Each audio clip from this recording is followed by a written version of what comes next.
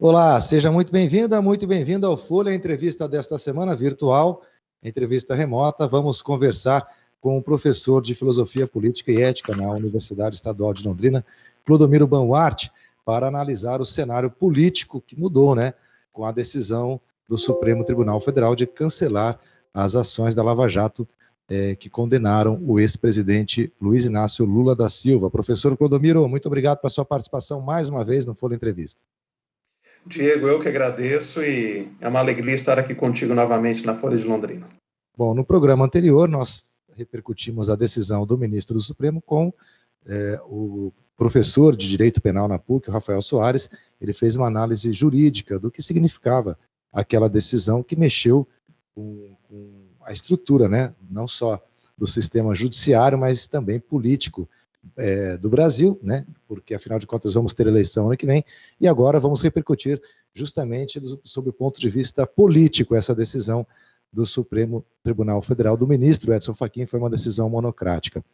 Professor Clodomiro, então, como há um retorno, um dos principais efeitos da decisão do Fachin é que o ex-presidente Lula se torna novamente elegível, e já um candidato forte para a eleição do ano que vem, eleição presidencial. Embora na primeira entrevista que ele deu após a decisão do Fachin semana passada, ele não tenha admitido abertamente que será candidato, mas tudo leva a crer que sim. Como é que fica esse cenário com essa decisão do Supremo da semana passada, professor? Bom, Diego, acho que o primeiro ponto a ser ressaltado é essa questão de ordem jurídica, Já havia uma certa previsibilidade em relação a estudos, a pesquisas que estavam sendo feitas nesse sentido, de uma possibilidade dessa decisão a que chega o Supremo Tribunal Federal, E do ponto de vista político, de fato, há uma reconfiguração do pleito de 2022, até porque não havia uma expectativa de que o Lula pudesse novamente participar de uma eleição. E você bem ressalta, o Lula não deixa isso claro, mas na semana passada, o discurso que ele faz para todo o país, há ali sim uma demarcação, uma sinalização muito forte de que ele, de fato, é um candidato, e um candidato que tem uma força bastante significativa. Então, a sua entrada novamente no possível páreo eleitoral, do meu ponto de vista, traz o quê? Traz o contraditório à gestão do Bolsonaro. Até então, o que se via era o Bolsonaro praticamente isolado já no segundo turno, sem nenhum concorrente definido. O Lula, pela experiência política que tem no país, por ter sido presidente do Brasil, e por tudo, e por toda a sua trajetória, sobretudo do PT, que tem um lastro muito grande de bandeiras, de uma certa concentração de partidários, uma força política que revela votos, que revela uma força dentro do processo eleitoral, eu acho que nós temos aí agora um contraditório colocado, e de certa maneira, do meu ponto de vista, vai representar o quê? Vai representar uma avaliação de gestões pretéritas.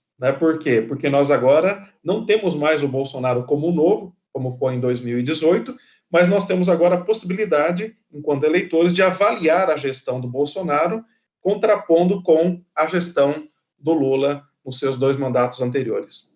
Agora, vai haver essa polarização novamente? Essa é a tendência, professor? Ou o senhor acha que ainda há espaço para o movimento do chamado centro, não do centrão que apoia o atual governo, mas de candidato ou candidatos de uma centro-direita, enfim, que possam ficar nesse meio termo, já que muita gente avalia que há uma polarização de discurso, inclusive, entre o atual presidente e o Lula? Olha, eu vejo hoje, o cenário político muda bastante, mas hoje há uma tendência de polarização de discursos. Até porque existe aí, me parece, 2 leituras. Uma leitura que aponta a necessidade da formação de uma frente ampla para combater o bolsonarismo. Isso, de certa maneira, incluiria partidos de esquerda, centro e, inclusive, partidos de direita.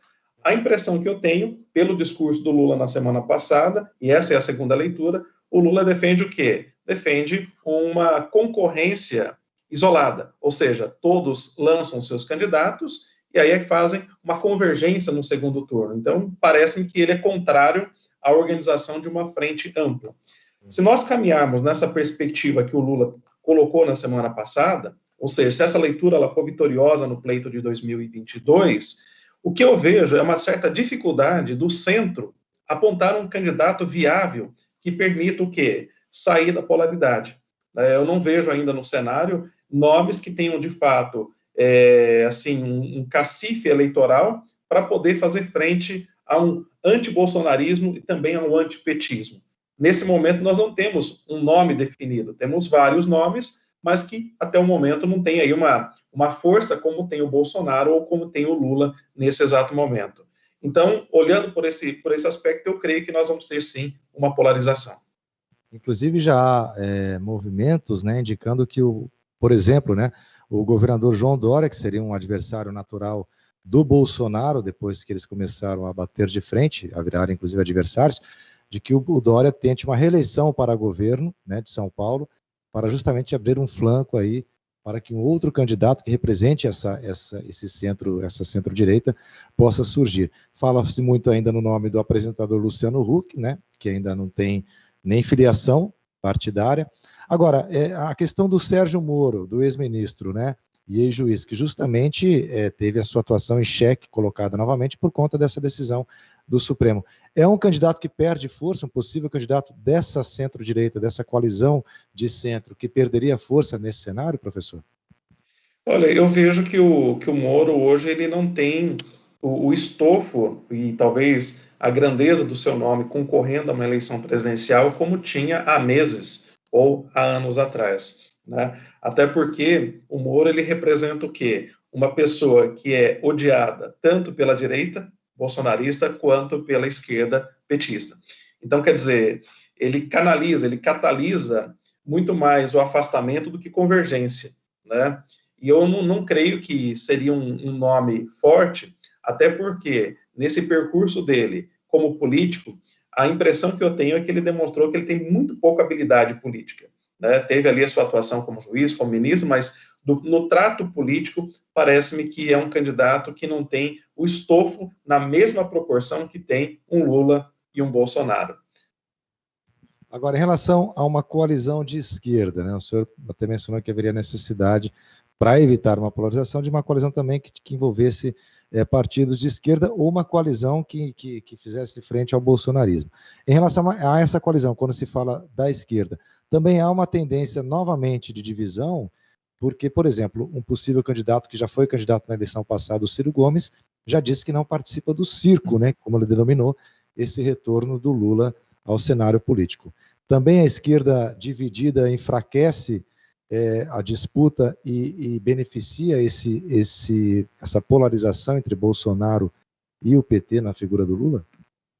Eu creio que sim, né? Até porque, como eu disse anteriormente, se nós partirmos de que nós temos uma normalização política no Brasil, né? Cada candidato, cada partido vai se lançar e buscar o quê? Chegar ao segundo turno. Parece-me que é um pouco a estratégia adotada pelo discurso do Lula na semana passada, e essa posição também do Ciro sinaliza isso, ou seja, candidatura solo dentro do mesmo campo de centro-esquerda.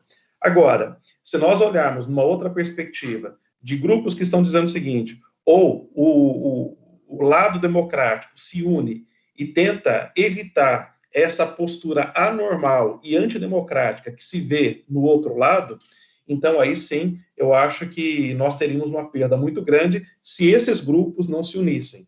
Eu falo grupos esquerda, centro-esquerda e também essa franja aí que pega uma direita que tem um apreço bastante significativo pela própria democracia. Um exemplo bastante emblemático é a figura do ex-presidente da Câmara, né, Rodrigo Maia, que é do DEM, né, tem uma postura de direita, é liberal, mas tem assim uma preocupação, tem demonstrado uma preocupação muito grande com esses atos antidemocráticos espalhados pelo país.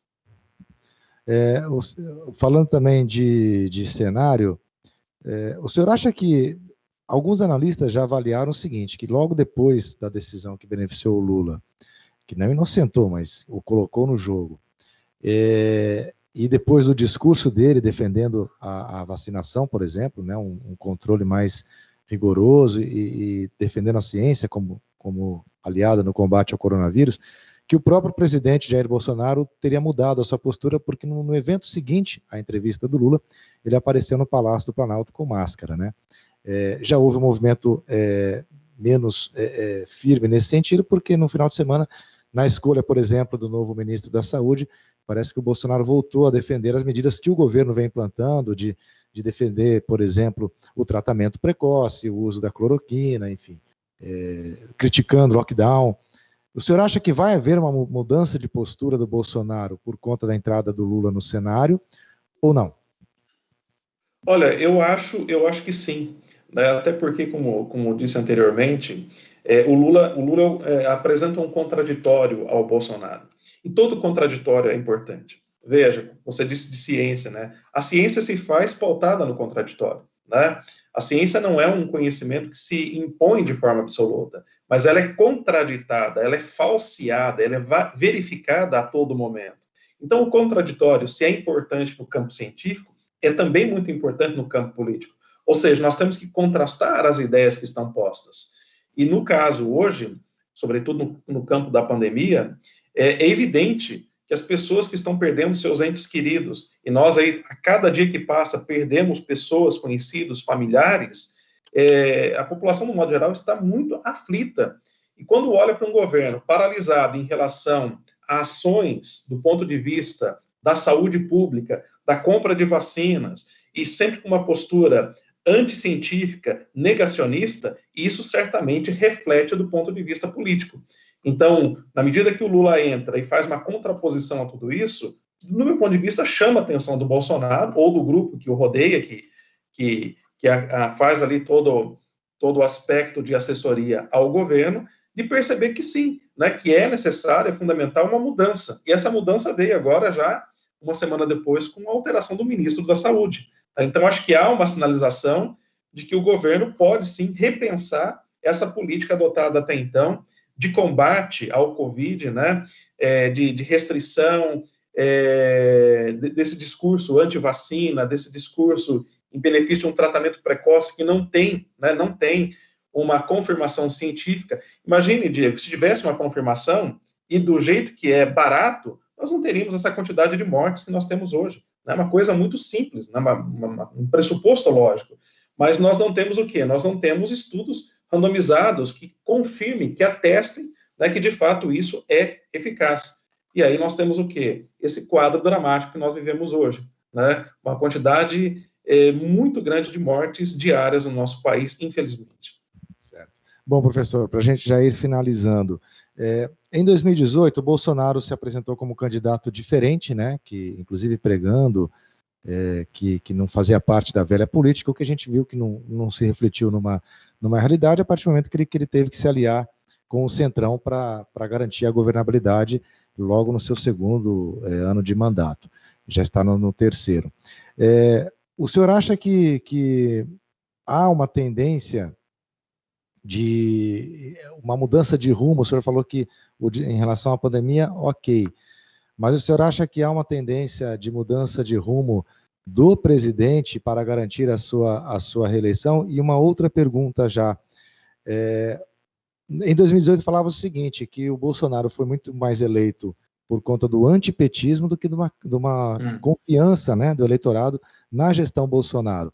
O senhor acha que isso pode se repetir em 2022, quando o Lula, se realmente for confirmada a entrada do Lula na eleição, ou seja, novamente as pessoas que não votariam no Bolsonaro acabarem votando nele por uma rejeição ao petismo e, especificamente, à figura do ex-presidente Lula? Então, se nós chegarmos a um segundo turno, imagina em 2022, com Lula e Bolsonaro, eu acho que essa questão da rejeição, do voto de rejeição, ele vai ser válido para os dois lados, né?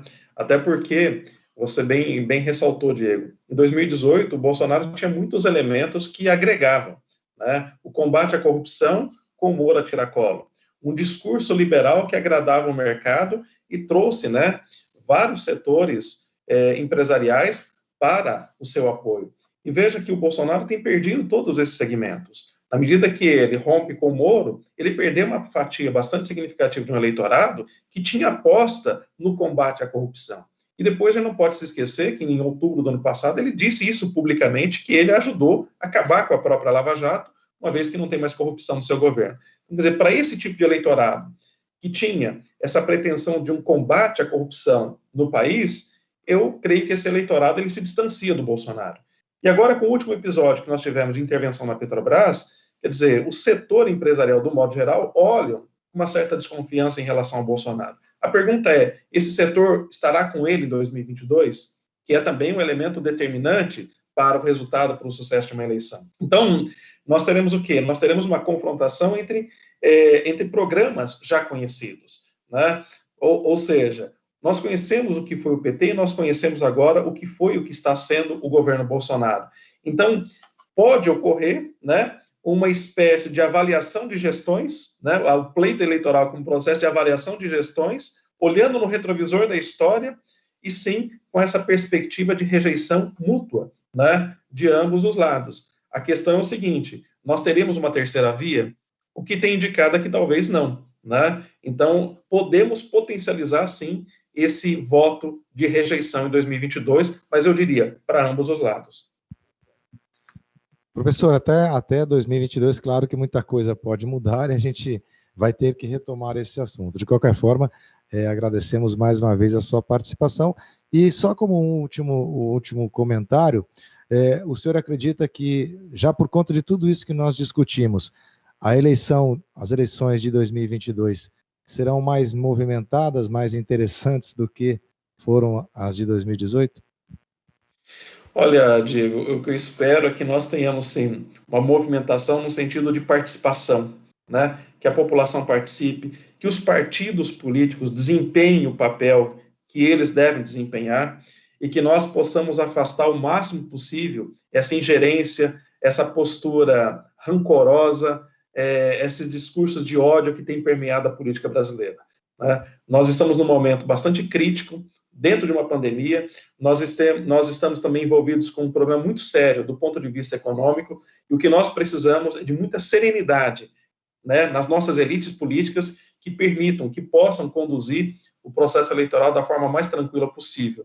Porque, eu creio, seja de um lado ou de outro, o que cada eleitor deseja é o melhor para o seu país. Então, nós precisamos ter que muita cautela, participar sim, mas com muito respeito, com muita tolerância em relação às perspectivas do contraditório colocado no espaço público, enfim, que nós possamos, de fato, manter a política dentro das regras institucionais da democracia e da nossa Constituição. Professor Clodomiro Bonarte, muito obrigado mais uma vez pela sua participação no Foro Entrevista. Eu que agradeço, Diego, e fico à disposição. Eu aguardo você para o próximo programa. Até lá.